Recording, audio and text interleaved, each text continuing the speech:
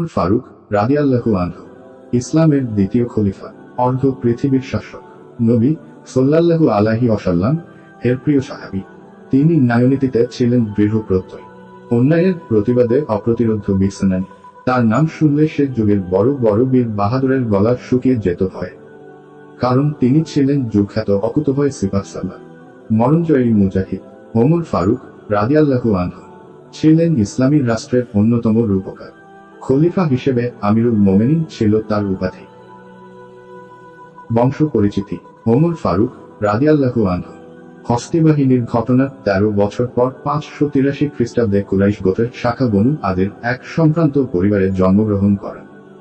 তার পিতা খাত্তাব ইবনে নুফাইল এবং মাতা হান্তামা বিনতে হিশাম ইবনে লুয়াইয়ের মাধ্যমে রাসূল সাল্লাল্লাহু আলাইহি ওয়াসাল্লাম এর সঙ্গে তার বংশধারা মিলে যায়। তারিকুল ইসলাম জাহাবি 3 বিভাজন 253 সিরাতুল আমিরুল মোমেনিন। শৈশব ও যৌবনের প্রথম প্রহর। শৈশবে তার পিতা তাকে উট চড়ানোর কাজে লাগিয়ে দেন। তখন মক্কার খুব কম লোকই লেখাপড়া জানত, কিন্তু তা সত্ত্বেও তিনি লেখাপড়া শিখেছেন। যৌবনের শুরুতে তিনি ব্যবসা করতেন, সেই সুবাদে আরবের বাইরে তিনি সফর করেন। এজন্য পৃথিবীর ভৌগোলিক, রাজনৈতিক, সাংস্কৃতিক অবস্থা এবং তাদের জীবন, কালচার ও আচার ব্যবহার সম্পর্কে তার ভালো জানাশোনা ছিল। কুরাইশের লোকেরা তার সাহসিকতা, বুদ্ধিমত্তা ও দূরদর্শিতা সম্পর্কে ভালোই অবগত ছিল। তাই অল্প বয়সেই তিনি যথেষ্ট খ্যাতি অর্জন করেন। তারিখে উম্মাতে মুসলিমা 3 বিভাজন 93। ইসলাম গ্রহণ। যৌবনের শুরুতে তিনি ইসলামের কট্টর বিরোধী ছিলেন। ঐতিহাসিকদের ভাষ্য মতে 28 বছর বয়সে নবুয়তের 6ষ্ঠ বছর ইসলাম গ্রহণ করেন। সে সময় নারী পুরুষ মিলে মাত্র 40 জন লোক ইসলাম গ্রহণ করেছিল। সুবুলুল হুদা ওয়াল রাশাদ 2 বিভাজন 370 সিরাতুল আমিরুল মোমেনিন ওমর ইবনুল খাত্তাব 20।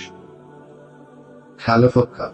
ওমর রাদিয়াল্লাহু আনহু 13 হিজরি থেকে 24 হিজরি মোতাবেক 634 খ্রিস্টাব্দ থেকে 644 খ্রিস্টাব্দ পর্যন্ত মুসলিম জাহানের দ্বিতীয় খলিফার দায়িত্ব পালন করেন। খেলাফত লাভের পর তিনি একটি ভাষণ দেন। সে ভাষণে জাতির উদ্দেশ্যে বক্তব্য রাখেন এবং আল্লাহর কাছে প্রার্থনা করে বলেন, হে আল্লাহ, আমি দুর্বল, আমাকে শক্তি দাও। হে আল্লাহ, আমি রুল মেজাজি, আমাকে কোমলপ্রাণ বানাও। হে আল্লাহ, আমি কৃপণ, আমাকে দানশীল বানাও। ইসলামী রাষ্ট্র প্রতিষ্ঠা। ইসলামী খেলাফতের ধারাবাহিকতা প্রথম খলিফা হযরত আবু বকর রাদিয়াল্লাহু আনহু থেকে শুরু হয়, কিন্তু অধিক সুসংগঠিত ও সুশৃঙ্খলভাবে হযরত ওমর ফারুক রাদিয়াল্লাহু আনহু এর সময় ইসলামী রাষ্ট্রের অস্তিত্ব পরিস্ফুট হয়ে ওঠে।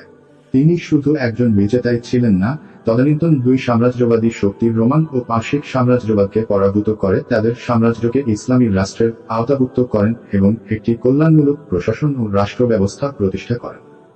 তার শাসন ব্যবস্থায় রাষ্ট্রের সব অঞ্চলের ভারসাম্যমূলক উন্নয়ন ও অগ্রগতির নীতিমালায় ছিল প্রধান রাষ্ট্রীয় নীতি। ইসলামী রাষ্ট্রের প্রকৃত অর্থ হল সরকারি সেবার পরিধি বাড়ানো, যা হযরত ওমর ফারুক রাদিয়াল্লাহু আনহু এর শাসনামলে পূর্ণরূপ বাস্তবায়িত হয়েছিল। বিজিত দেশসমূহ। হযরত ওমর ফারুক রাদিয়াল্লাহু আনহু এর খেলাফত আমলে যে সমস্ত দেশ, প্রদেশ ও অঞ্চল বিজিত হয়, সেগুলোর মধ্যে পারস্য, ইরাক, খুরাসান, বেলুচিস্তান, সিরিয়া, ফিলিস্তিন, মিশর, আর্মেনিয়া প্রভৃতি রয়েছে। তার 10 বছরের খেলাফত আমলে যে বিজয় অর্জিত হয়, তা ছিল অস্বাভাবিক ও অবিশ্বাস্য। শাসনকার্য পরিচালনার সুবিধার্থে হিজরি 22 সনে তিনি ইসলামী রাষ্ট্রকে বিভিন্ন প্রদেশ বিভক্ত করেন। প্রাদেশিক বিভক্তি। আধুনিক রাষ্ট্র ব্যবস্থায় কেন্দ্রীয় সরকার নিয়ন্ত্রিত প্রাদেশিক শাসন ব্যবস্থা চালু করেন। ইতিহাসবিদদের বর্ণনা মতে তার খেলাফত বিস্তৃত ছিল Mecca Mukarramah, Medina Munawwara, Syria, Jazira, Basra, Kufa, মিশর, ফিলিস্তিন, খুরাসান, আজারবাইজান, পারস্য জুড়ে। এগুলোর মধ্যে কোনো প্রদেশের আয়তন ছিল 2টি প্রদেশের সমান। কোনো প্রদেশের আবার দুটি কেন্দ্র ছিল এবং প্রত্যেকটি কেন্দ্রে পৃথক পৃথক কর্মকর্তা ও কর্মচারী ছিল। প্রত্যেক প্রদেশের একজন ওলি বা কর্মকর্তা, একজন কাতিব, সচিব বা মীরমুন্সি, একজন সেনানায়ক, একজন সাহিবুল খারাজ বা কালেক্টর, একজন পুলিশ অফিসার, একজন ট্রেজারি অফিসার এবং একজন বিচারক অবশ্যই থাকত। এভাবে তার খেলাফত হয়ে উঠেছিল সুনিয়ন্ত্রিত ও সুশৃঙ্খল। প্রশাসনিক বৈশিষ্ট্য ও কাঠামো। ওমর ফারুক রাদিয়াল্লাহু আনহু এর শাসন ব্যবস্থার মূলনীতি ছিল চারটি: কোরআন, হাদিস, ইজমা ও কিয়াস। তার শাসন ব্যবস্থায় মানুষে ভেদাভেদ ছিল না। ধনী গরিবের মাঝে পার্থক্য ছিল না। তাকওয়ার ভিত্তিতে শ্রেষ্ঠ মানুষ নির্মিত হতো। ধনী গরিব সবাই ন্যায্য ও প্রাপ্য অধিকার পেত। কোরআন ও হাদিসের ভিত্তিতে চলত বিচার বিভাগ ছিল সাথে। কাজী তথা বিচারকের ইনসাফপূর্ণ ফয়সালাই হতো চূড়ান্ত বিচার কার্যে খলিফা তথা ইসলামী সাম্রাজ্যের সম্রাট ওমর ফারুক রাদিয়াল্লাহু আনহু এর ছিল না কোনো হস্তক্ষেপ। তবে তিনি অতি জটিল ও কঠিন সমস্যার সমাধান করতেন নিজ হাতে, আন্তরিকতা ও ইনসাফের সঙ্গে। তার শাসনামলে জননিরাপত্তা ছিল আশাতীত। তার প্রশাসনিক বৈশিষ্ট্যের মধ্যে ছিল গণতান্ত্রিক প্রজাতন্ত্র প্রতিষ্ঠা, ইসলামী জাতীয়তাবাদ, কর্মকর্তাদের আচরণবিধি প্রণয়ন, নগরবাসীর মতামত গ্রহণের মাধ্যমে শাসন পরিচালনা, শাসনের ব্যাপারে সবাই সমান, নীতিনির্ধারক হিসেবে মজলিসের শুরার অগ্রগণ্যতা সহ আরও কিছু যুগান্তকারী ইতিবাচক প্রভাব বিস্তারক সিদ্ধান্ত।